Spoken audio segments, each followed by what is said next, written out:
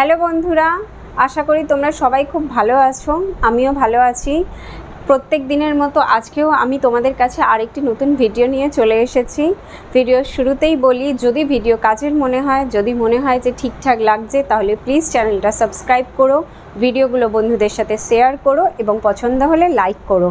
আর video related যদি কোনো কথা থাকে বা অন্য কোনো রকম ভিডিও তোমরা যদি দেখতে চাও, তাহলে প্লিজ কমেন্ট বক্সে কমেন্ট করো।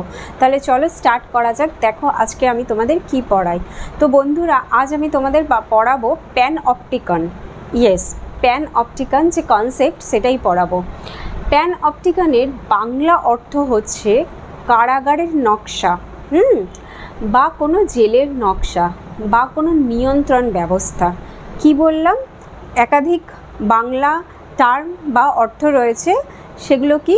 কারাগারের নকশা বা জেলের নকশা বা কোনো নিয়ন্ত্রণ ব্যবস্থা। ওকে, জেরামি বেনথাম নামেন একজন ফিলোসফার এই কারাগার ব্যবস্থার সম্পর্কে বা কারাগারের নকশা সম্পর্কে আলোচনা করেছিলেন। ওকে, তিনি কি বলেছিলেন যে একটি কারাগারের নকশা ঠিক গোলাকার বা বৃত্তাকারে হয় এবং সেই গোলাকার বা বৃত্তাকারের মাঝখানে একটি টাওয়ার তৈরি করা থাকে এবং সেই টাওয়ার থেকেই যারা জেলার বা পুলিশ হন, তারা জেলে বন্দি লোকেদের অনবরত চোখে রাখেন।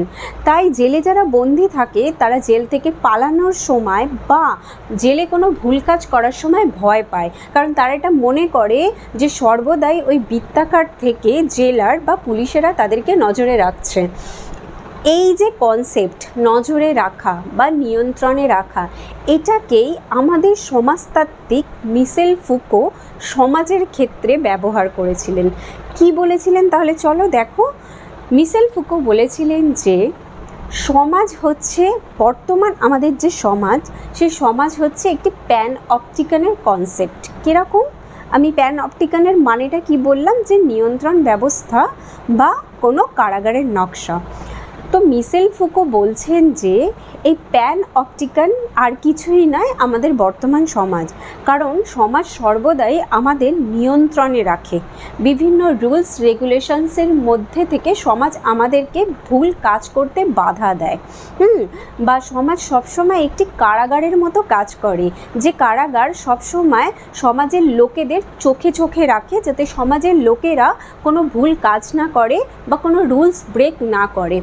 তো দেখো বন্ধুরা, এই মিশেল ফুকো প্যানঅপটিকনকে কি সুন্দর বর্তমান সমাজের সাথে তুলনা করেছেন, যে প্যানঅপটিকন আর কিছুই নয়, এটা হচ্ছে বর্তমান সমাজের একটি সামাজিক নিয়ন্ত্রণের ব্যবস্থা, যে সামাজিক নিয়ন্ত্রণ সমাজের ব্যক্তিদের কোনো রকম রুলস ব্রেক করতে বা ভুল কাজ করতে বাধা দেয় এবং সমাজকে সুশৃঙ্খল রাখতে সাহায্য করে বা সুশৃঙ্খলভাবে এগিয়ে নিয়ে যেতে সাহায্য করে। তো আজকের মতো এটুকুই। আশা করি আমার এই ভিডিও দেখার পর প্যানঅপটিকন বিষয়টি তোমাদের কাছে ক্লিয়ার হবে। যদি ক্লিয়ার হয় তাহলে প্লিজ আরেকবার বলছি, চ্যানেলটি সাবস্ক্রাইব করো, বন্ধুদের সাথে ভিডিও শেয়ার করো এবং ভিডিওগুলিকে লাইক করো। শুভরাত্রি।